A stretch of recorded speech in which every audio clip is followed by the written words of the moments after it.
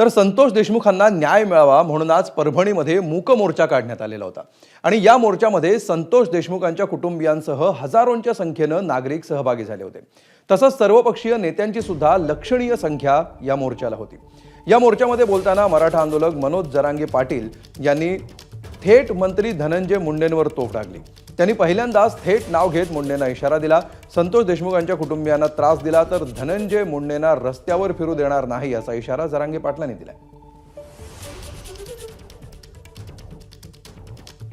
धनंजय भाऊ देशमुख आणि त्यांच्या कुटुंबियाला जर धक्का लागला तर धनंजय मुंडेला रस्त्याने सुद्धा फिरून देणार नाही। परळी असो कोणा बीड जिल्हा असो, इथल्या आपल्या समाजाला जर त्रास झाला तर परभणी आणि पलीकडून धाराशिव यांना घरात घुसघुस आणायचं। फक्त थोडा बी तो धनंजय मुंडेचा सापडू द्या किंवा क्ल्यू मिळू द्या, याला राज्यातच फिरू देत नाहीत आपण। तुम्ही जर आमचे लोक मारून जर तुम्ही तुमचे आरोपी घरात लपून ठेवता,